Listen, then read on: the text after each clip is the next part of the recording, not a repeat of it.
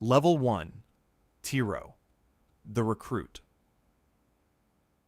You've never held a real sword. You don't know if you can swim. In a few minutes, none of that will matter, because Rome is about to spend the next 25 years turning you into someone else, entirely. You stand in a line of strangers, and none of you are soldiers yet. You raise your right hand. You swear the sacramentum, a military oath that hands your body, your years, possibly your life, over to Rome. The marching starts almost immediately.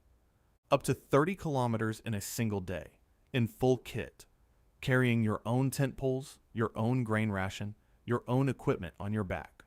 Nobody carries it for you. Nobody ever will.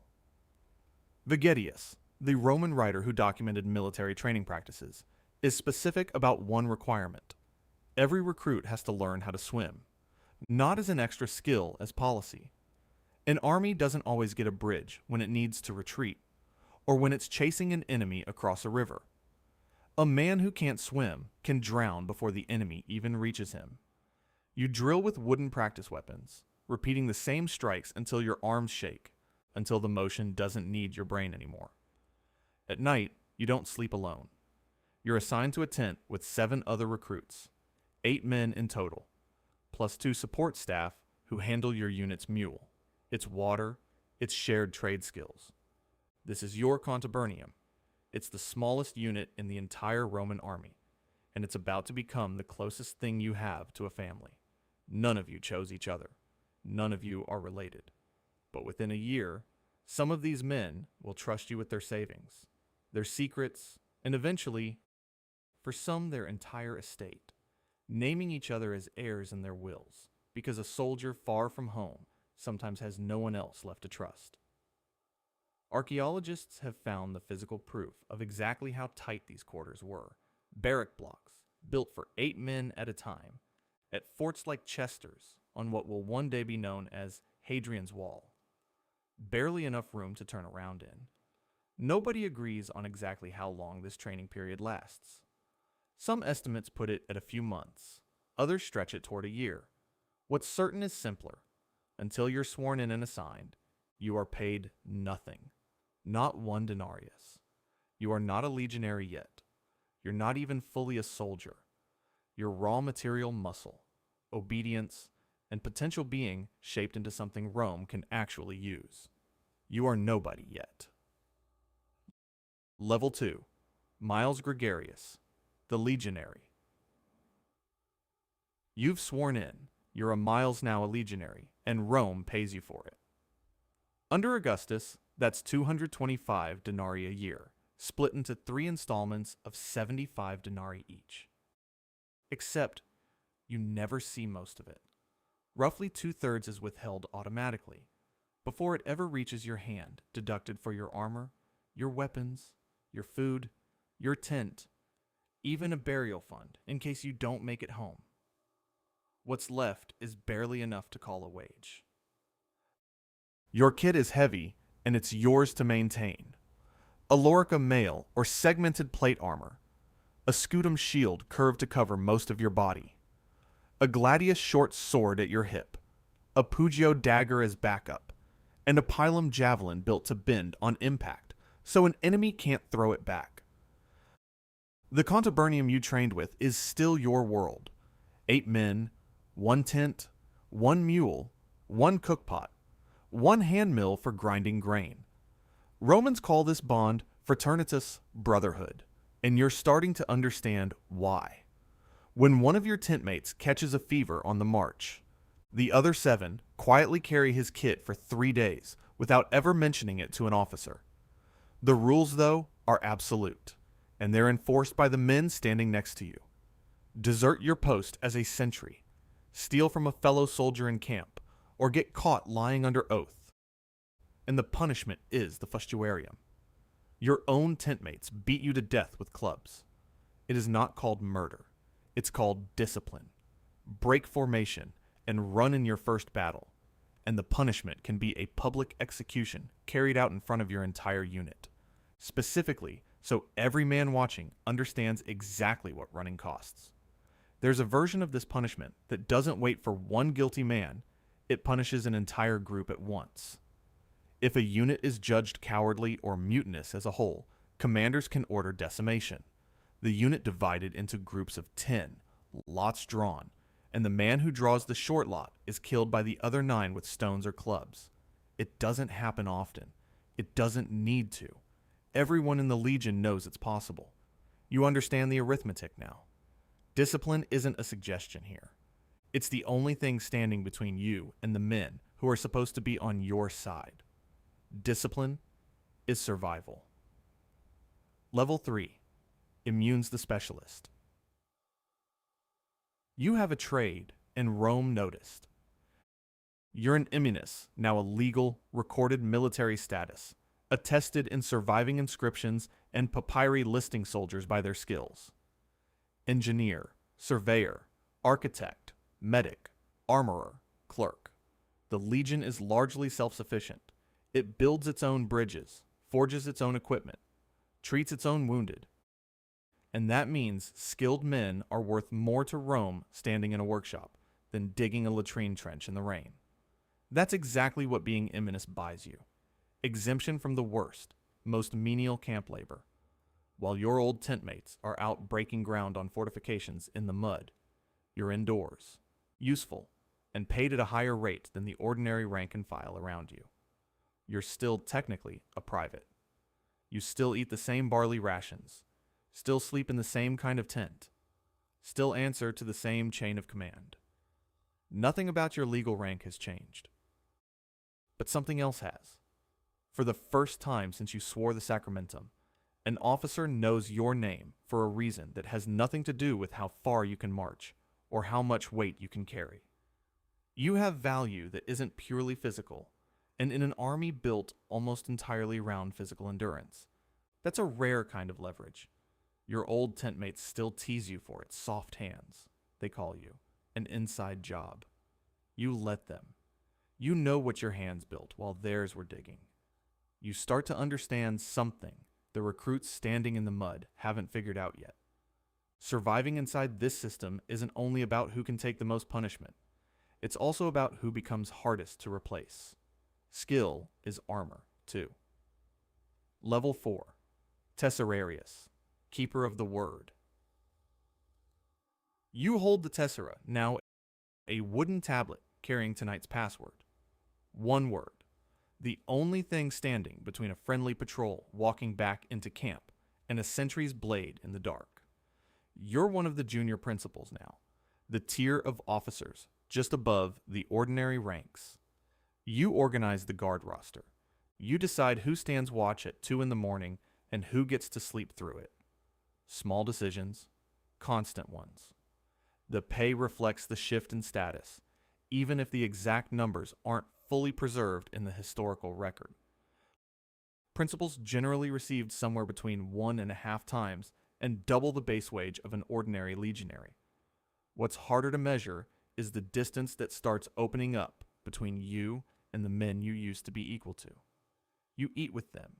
You still sleep near them. But you're the one who decides their watch schedule now, and some of them notice. The stakes of your job are quieter than a centurion's, but they're not smaller. Pass the wrong password to the wrong sentry. One mistake, one moment of carelessness, and men can die on your watch instead of the enemy's. You start sleeping lighter. You start double-checking things you used to simply trust. One of your oldest tent mates asks you, half joking, if you'd remember the password if it were him standing outside the wall at midnight. You laugh. You don't answer. You both know the honest answer is the same one either way. The 8-man brotherhood that raised you from recruit to soldier is still there, technically. But you're not fully inside it in the same way anymore. You're standing slightly apart from it now. Close enough to remember what it felt like. Far enough that you can't quite step back in. You're responsible now. Level 5. Optio Signifer Aquilifer, the standard bearer.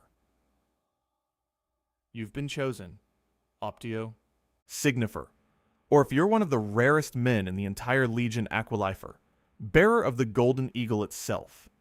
If you're the Optio, you're the Centurion's second in command, and your job is to stand at the back of the formation with a staff in hand, keeping the ranks tight, keeping men in line, sometimes literally. Getting chosen for this role marks you, publicly, as Centurion material. If you're the signifer, you carry the centurial standard, a decorated spear shaft, often topped with an open hand, symbolizing the oath of loyalty every man in the unit swore. You're also the one holding the men's pay and savings, withheld and recorded under your watch. Men you've marched beside for years now trust you with every coin they've earned. You feel that trust every time you open the strongbox. And if you're the Aqualifer, one man per legion, out of thousands, you carry the eagle, the single object every soldier in this legion has sworn, on pain of everything, never to let fall into enemy hands. It represents more than the legion's pride. It represents the legion's existence as a legal, honored unit at all. Losing it isn't just a battlefield failure. It's closer to an execution of the legion's identity. None of these roles come without a cost. You stand out now, in every sense. On the battlefield, enemy fighters are trained to look for the standards first. Take down the signifer or the Aqualifer, and you break the formation's sense of direction, its morale, its cohesion, all at once. You've become a target the moment you took the pole in your hand. Your own men look to you differently too.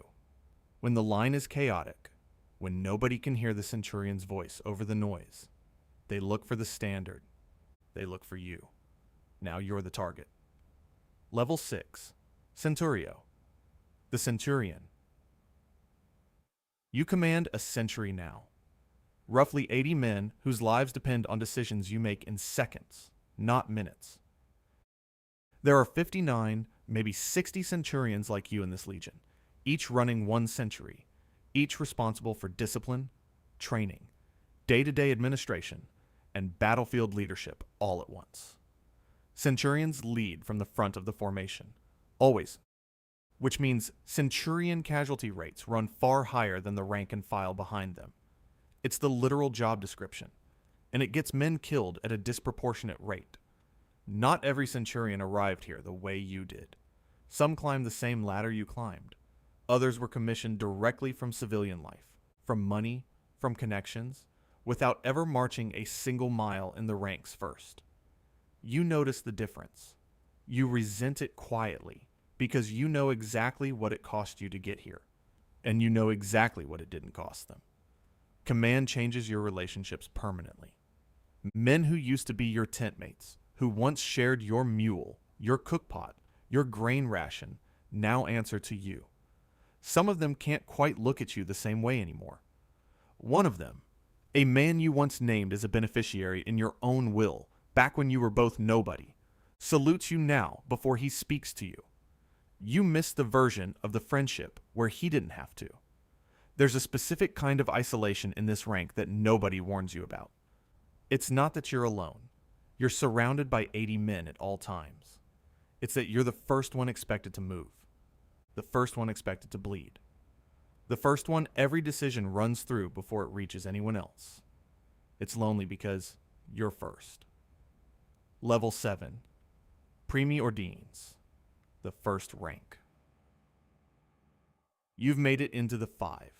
The Primus Pilus, the senior centurions of the Legion's elite first cohort, ranked internally in a strict order, Hastatus Posterior, Princeps Posterior, Hastatus Princeps, and finally Primus Pilus at the very top. 4 of these 5 ranks, everyone except the Primus Pilus himself, are paid roughly 30 times the wage you started with as a raw recruit. You command the best equipped, most experienced men the Legion has. You are, by any practical measure, near the ceiling of what a career soldier can achieve through merit alone. And it's exactly at this height that you start to see the shape of the wall still standing above you. The tribunes technically outrank every centurion in this legion, including you, and most of them are in their 20s. Aristocrats, here on a short-term military posting before returning to Rome to begin a political career. The narrow-striped tribunes are equestrians serving a similar function. A credential-building tour of duty, not a lifetime commitment. They didn't march 30 kilometers under a training pack to get here. They didn't stand at the back of a formation with a staff, keeping soldiers in line. They didn't take a spear position at the front of a century and watch men die beside them. They were born into access. You had to earn one promotion at a time, for years. One of them, barely 22, asks you over dinner what your life was like before the army, genuinely curious. The way a man asks about a country he'll never visit. You tell him a shorter version than the truth. He wouldn't know what to do with the rest of it. You salute them anyway. That's the job.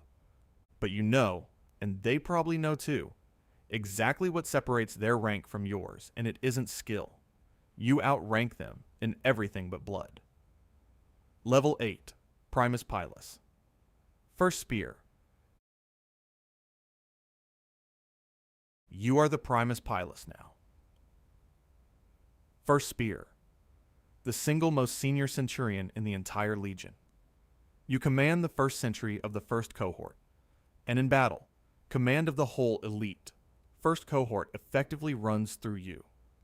You're paid 60 times the base wage of the recruit you once were. You personally guard the Legion's eagle and its pay chest. The legate himself, the aristocrat who technically commands this Legion, treats you as a senior advisor because he knows exactly how much real experience you're carrying that he doesn't have. If you survive to retirement from this post, the reward is extraordinary. Automatic elevation into the equestrian class. Genuine upward mobility for a man who started as an anonymous recruit standing in the mud. Where an ordinary discharged legionary might receive a retirement payment of around 12,000 sesterces, a retiring Primus Pilus could receive something closer to 600,000. Somewhere, a boy from your old village who never left the farm will hear that you're a knight of Rome now and won't believe it. But rank this high comes with a weight the lower levels never carried. And there's one true story every Centurion in this Legion knows, because it's the story that explains exactly why the eagle matters as much as it does. In September of the year 9, 3 legions, the 17th, 18th, and 19th, were marching under a governor named Publius Quinctilius Verus. Somewhere between 15 and 20,000 Roman soldiers and camp followers, disciplined, veteran, proud in exactly the way you're proud right now. Verus trusted a man named Arminius, a Germanic chieftain who had served in the Roman military himself, earned Roman citizenship, even held equestrian rank. Arminius led the legions off the road and into the Teutoburg forest. Dense, swampy, impossible terrain for a Roman column built to fight in open formation. Over 4 days of running ambush, the Germanic alliance destroyed all 3 legions. Every eagle, the same kind of eagle you carry the responsibility of protecting right now, was lost. Survivors who were captured were tortured, then hanged or burned alive. Their heads were nailed to trees. 6 years later, when a Roman general named Germanicus finally led an army back to the site, the historian Tacitus recorded what they found: bones scattered across the plain in heaps, exactly where the men had fallen, some fighting, some running. The Emperor Augustus, according to the historian Suetonius, never fully recovered. He reportedly went months without cutting his hair or his beard, a formal sign of mourning, and was said to sometimes strike his head against doors, crying out for his legions back. Every rank on this ladder, the recruit, the legionary, the specialist, the standard bearer, the centurion, was represented in that column. Somewhere in that forest was a man exactly like you, 60 times base pay, guarding an eagle, certain his discipline would be enough. It wasn't. You carry the eagle now, or you protect the man who does. You know exactly what carrying it can cost. Discipline didn't save them. It won't save you either. Level 9, Prefectus Castrorum, the camp. Prefect. You've reached the ceiling. Prefectus Castrorum camp. Prefect, third in command of the entire legion. You run the fortress itself now, construction, logistics, day-to-day operations, and the training of every new recruit who arrives, exactly the way you once arrived, years ago, not knowing how to swim. You started as a boy standing in a line of strangers. You are now, functionally, the single most powerful soldier in this legion who wasn't born into anything. No senatorial family behind you. No inherited name. Just 25 years of climbing, one rank at a time, through a system that killed a large percentage of the men who started alongside you. Most of your original Contubernium never made it this far. You still remember all 7 of their names, and that is exactly, precisely, as far as you go. Above you still sits the legate, a senator, appointed by the emperor for a term of roughly 3 or 4 years. Here on what amounts to a career waypoint before returning to Rome for something bigger. He technically outranks you completely.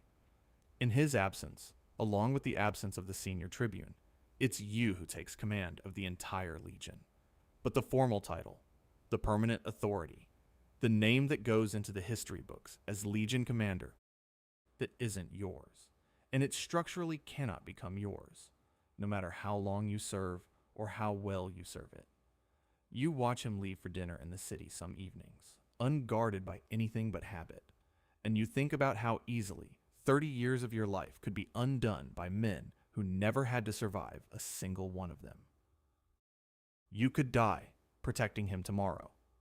You could advise him on every decision he makes. You could, in his absence, quite literally command the legion yourself, but you could never simply become him. You built the house. You don't own it. Level 10, Legatus Legionis, Legacy. You commanded the legion. You wear the title the entire ladder below you spends a lifetime climbing toward. But you didn't climb it. You were born to it. A senator, likely already served as praetor, appointed by the emperor for a term of 3 or 4 years before your career moves on to something else. The Primus Pilus, who guards your eagle, and the camp prefect who runs your fortress, both bled 25 years for the ranks sitting beneath yours. Neither of them will ever stand exactly where you're standing now. That gap was decided before either of you was born. You've noticed the way your camp prefect looks at the horizon sometimes, when he thinks no one's watching. You've never asked him what he's thinking about. You suspect you already know. Here's what none of you can see yet, from inside this moment. The system you're all standing inside of does not last. Within a couple of centuries, the wars and civil conflicts of what historians will later call the 3rd century crisis will force Rome to rely more and more heavily on non-citizen and foreign-born recruits. The exact opposite of the citizen-soldier identity this entire rank structure was originally built around. The emperors Diocletian and then Constantine will tear the classic legion apart and rebuild it. The old 5,000-man legion, this legion, the one with a recruit's training ground, a first cohort, a camp prefect, a senatorial legate, will be broken into smaller, more mobile units.